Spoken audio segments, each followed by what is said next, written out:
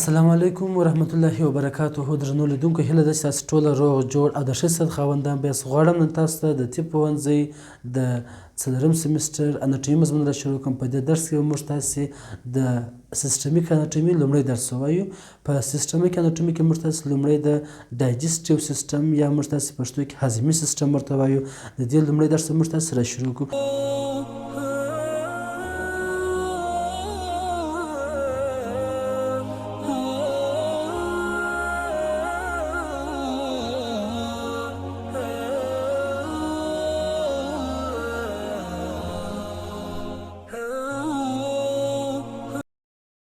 موږ تاسو لومړی ډایجسټیو سیسټم پیژنو، د هغه وظیفې پیژنو او د هغه برخې پیژنو.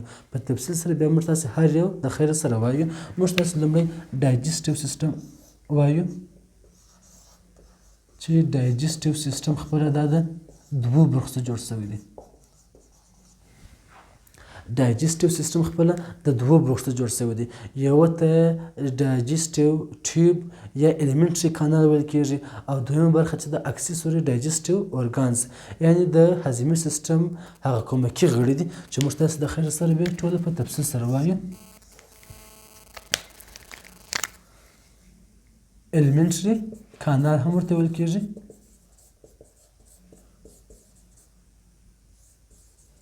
یا ورته ډایجسټیو ټیوب چې دغه دواړه نومان ورته ویل کېږي. موږ تاسې کولی شو چې ډایجسټیو ټیوب هم ورته ووایو یا الیمنټري کانال هم ورته ویل کېږي. دویمه برخه په هضمي سیسټم کې هغه د اکسیسوري ډایجسټیو اورګانز، یعنې کومکي غړي دي. دا بیا موږ تاسې په هضمي سیسټم کې وایو چې دا بیا کومکي غړي دي. هضمي سیسټم د دوو برخو څخه جوړ شوی دی. یوه ته الیمنټري کانال یا ډایجسټیو ټیوب ویل کېږي، او بل ته اکسیسوري ډایجسټیو اورګان ویل چې هغه کې موږ تاسې لومړۍ برخه چې د هغه د اورل کیویټي ده، د خولې خالګاه ده، چې موږ تاسې وایو دا په هضمي سیسټم د غړو څخه لومړی غړی هغه چې دی اورل کیویټي ده.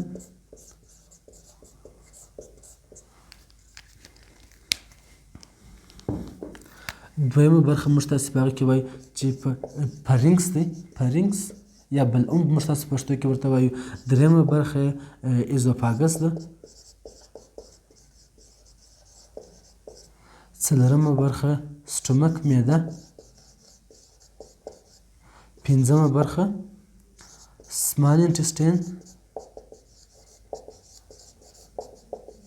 او شپږمه برخه هغه چې ده لارج انټسټین، غټې کولمې. هضمي سیسټم غړي چې دي د خولې خالګاه څخه شروع کېږي، اورل کیویټي څخه شروع کېږي. د هغه څخه وروسته فارینکس یا بلعوم دی. د فارینکس یا بلعوم څخه وروسته بیا موږ تاسې ایزوفاګس وایو. ایزوفاګس یا مرۍ دی. د هغه څخه وروسته بیا موږ تاسې سټومک معده وایو.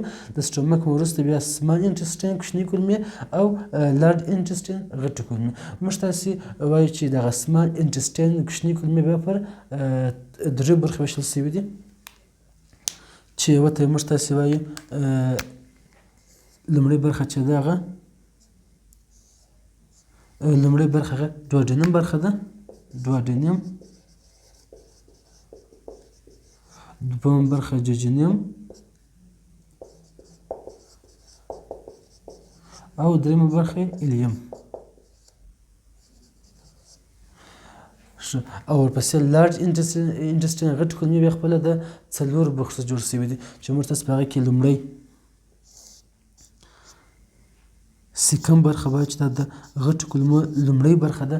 اپنډکس چې موږ تاسې وایو هغه هم په دغه برخه کې موقعیت لري. دویمه برخه په لارج انټسټین غټو کولمو کې هغه بیا موږ تاسې وایو چې کولن دی، چې موږ تاسې بیا کولن خپله جلا برخې نورې لري پسې. دریمه برخه چې د هغه ریکټم دی، او څلورمه برخه انل کانال یا مقعد په پښتو کې ورته وایي. دغه کولن بیا موږ تاسې ویل چې دا خپله بیا پر څلورو برخو ویشل شوی دی، چې په دې کې یو چې دی اسینډینګ دی، معنا صعودي پورته خواته تللی دی. دویمه برخه چې د هغه بیا ټرانسورس. دریمه برخه چې د هغه په دې کې بیا ډسینډینګ بېرته کښته راغلی، نزولي، یعنې دغه کولمې بیا کښته خواته راغلي دي. او په اخره کې څلورمه برخه چې دغه بیا سیګموید دا یو موږ تاسو د خیر سره په شکل کې هم د خیر سره زده کړو. موږ تاسو په لنډ ډول سره ویلی شو چې هضمي سیستم د دوو برخو څخه جوړ شوی دی. یوه ته ټیوب ویل کېږي هضمي ټیوب، بل ته هضمي کومکي غړي ویل کېږي. هغه بیا وروسته درته ولیکم.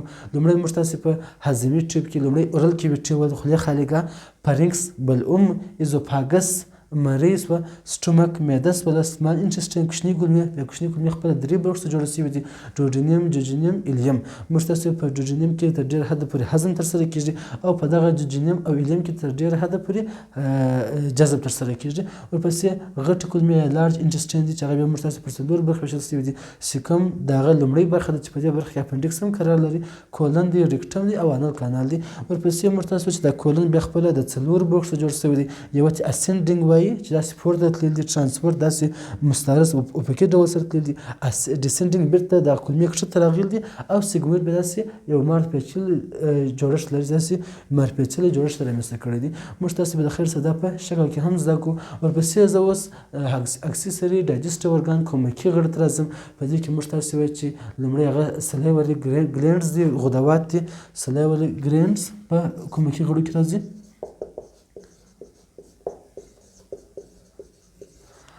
دغه سلیوري ګلینډز موږ تاسو وایو دا خپله پر دوو ډولو دي. یو ته میجر ویل کېږي، بل ته مینر ویل کېږي. موږ تاسو میجر بیا وایو چې هغه بیا پر درې ډوله دي. یو میجر سو، بل مینر سو. مینر بیا ډېر ډولونه ده، موږ تاسو په خپل ځای کې وایو. موږ تاسو لومړی میجر وایو. میجر بیا پر درې ډوله دي. یوه ته پروټیډ وایي، پروټیډ ګلینډز. پر معنا شاوخوا، اوټ معنا غوږ، دا هغه غدوات چې زموږ د غوږ شاوخوا قرار لري. دویم په سلیوري ګلینډز کې هغه بیا سب لینګول تر ژبې لاندې غدوات دي، زموږ تاسو تر ژبې لاندې قرار لري. دریم ډول غدوات چې په سلیوري ګلینډز کې دي هغه سب منډیبولر، دا بیا تر زنې لاندې موقعیت لري. دا درې سره غدوات په سلیوري ګلینډز په میجر برخه کې راځي. مینر بیا موږ تاسو هغه ډېرې برخې لري، د شونډان، د مثال د باړخوده، دا ټول بیا موږ تاسو په خپل ځای کې وایو. ورپسې موږ تاسو پانکراس وایو چې په کومکي غړو کې راځي. ګال بلیډر دی، سپلین دی او لیور دی. دا موږ تاسو وایو چې دغه څو برخې دا د هضمي سیستم کومکي غړي دي چې هغه کې سلیوري ګلینډز غدوات دي چې هغه بیا خپل پر دوو ډولو ویشل شوي دي. یوه ته میجر ویل کېږي، بل ته مینر ویل کېږي. موږ تاسو چې میجر بیا پر درې ډول دي. یوه ته پاروټیډ، سبلینګول او سبمنډیبولر. پاروټیډ د غوږ شاوخوا، سبلینګول د ژبې لاندې او سبمنډیبولر بیا تر زنې لاندې. پنکراس دی، پسې بل غړی ګال بلیډر یا تریخی دی چې موږ تاسو پښتو کې ورته وایو سپلین دی او لیور دی. دا د هضمي سیستم برخې شولې. موږ تاسو د هضمي سیستم برخې وپېژندلې چې هضمي سیستم خپله د دوو برخو څخه جوړ شوی دی. یوه ته هضمي ټیوب یا الیمنټري کانال یا ډایجسټیو ټیوب ویل کېږي، بل ته اکسیسري ډایجسټیو ارګان ویل کېږي. موږ تاسو په دې کې وایو چې اورل کیویټي د خولې خارجه دی، بیا د هغه څخه وروسته فارنکس یا بلعوم دی، د هغه څخه وروسته بیا غذایي مواد چې راځي د ایزوفاګس ته راځي. ایزوفاګس څخه وروسته مرۍ چې موږ ورته وایو، ایزوفاګس څخه وروسته بیا سټومک ته راځي، د سټومک څخه وروسته سمال انټسټین، بیا لارج انټسټین غټ کولمو ته راځي، بیا پسې خارجېږي. پسې دغه چې و دا د هضمي ټیوب دی چې موږ تاسو دغه هضمي ټیوب د نس څخه تر 10 متره پورې اوږدوالی لري. د دې اوږدوالی په انسانانو کې د نس څخه تر 10 متره پورې دی. او بل کومکي غړي چې دی هغه بیا موږ تاسو وایو چې په هغه کې سلیوري ګلینډز غدوات دي د خپله چې دا پر دوو ډول دي، یو میجر دی بل مینر دی. سلیوري مینر، سلیوري میجر. میجر موږ تاسو پر درې ډول دي: پاروټیډ، سبلینګول او سبمنډیبولر. او مینر بیا موږ تاسو ډېرې برخې لري، موږ تاسو په خپل ځای کې وایو. پانکراس دی، ګال بلیډر دی، سپلین دی، لیور دی. دا ټوله د هضمي سیستم کومکي غړي دي. ورپسې موږ تاسو د هضمي سیستم وظیفې وایو چې هضمي سیستم څه وظیفه لري. سیستم وظیفه یا فنکشنز وایو. موږ تاسو چې هضمي سیستم ډېرې وظیفې لري. په هغه کې موږ تاسو لومړۍ وظیفه چې د هغه بیا انجیشن ده. انجیشن معنا غذایي مواد خولې ته داخلول. کله چې موږ تاسو هضمي سیستم شروع کوو په هغه کې موږ تاسو اورل کیویټي وویله. د دې هضمي سیستم لومړۍ وظیفه چې د هغه خولې ته د غذایي موادو داخلول، انجیشن. دویم وظیفه چې د هغه بیا ډایجیشن دی، معنا هضمول. دریمه وظیفه ابزرپشن، یعنې موږ چې کله غذایي مواد خورو هغه باید ابزرب سي جذب سي بدن هغه څخه استفاده وکړي. څلورمه وظیفه په دې کې موږ تاسې وایو چې هغه اکسکریشن دی، اترا ده. کله چې موږ تاسې غذایي مواد اخلو، غذایي مواد خورو، هغه ګټور مواد زموږ په بدن کې جذب کېږي. هغه بېکاره مواد چې زموږ بدن ورته ضرورت نه لري هغه بیا اطراح کېږي. دا هم د هضمي سیسټم یوه وظیفه شوه. اکسکریشن موږ تاسې وایي اطراح ترسره کېږي. ورپسې آخري وظیفه چې د هغه مومنټ یا حرکت دی. مومنټ موږ تاسې وایي کله چې زموږ تاسې غذایي مواد، کله موږ تاسې بدن کې غذایي مواد د دغه هضمي ټیوب څخه تېرېږي، په دغه وخت کې مثال په مرۍ کې، په معده کې، کوچنۍ کولمو کې، دلته چې دوی داسې لاندې خوا ته ځي، مثال د بدن اخري برخې ته ځي، په دې وخت کې دوی داسې حرکتونه ترسره کوي، داسې حرکتونه ترسره کوي چې دا خواړه لاندې پورې وي. نو په دې خاطر د هضمي سیسټم وظیفې پنځه شولې. په هغه کې موږ تاسې لومړی انجکشن، خولې ته د مواد داخلول وایو. دویمه وظیفه یې ډایجیشن ده، مثال غذایي مواد هضمول، ټوټه ټوټه کول په کوچنیو برخو باندې. دریمه وظیفه یې ابزرپشن، معنا جذبول دي. څلورمه وظیفه یې اکسکریشن، معنا اطراح کول دي. کله چې موږ تاسې غذایي مواد واخلو، د هغه څخه ګټور مواد په کولمو کې جذب کېږي، کوچنۍ کولمو کې. هغه بېکاره مواد به د غټ کولمو له لارې بیا موږ تاسې وایو چې د انل کانال له لارې هغه خارجېږي. او پنځمه وظیفه یې مومنټ یا حرکت دی. مثال کله چې موږ تاسې په مرۍ څخه دغه غذایي مواد تېرېږي، په دې وخت کې دغه مرۍ داسې حرکتونه ترسره کوي چې دا خواړه لاندې پورې وي، خواړه لاندې خوا ته ولاړ سي او دغسې د بدن و جذب او هضم لپاره آماده سي. دا زموږ تاسې د نن ورځې درس و. په دې درس کې موږ تاسې د هضمي سیسټم برخې مو وویل چې هضمي سیسټم خپله د دوو برخو څخه جوړ شوی دی. یو یې الیمنټري ټرکټ یا ډایجسټیو ټیوب دی، او بل یې موږ تاسې وایو چې اکسیسري ډایجسټیو ارګانز دي، کومکي غړي دي. او بل ورپسې موږ تاسې د هضمي سیسټم وظیفې وویلې.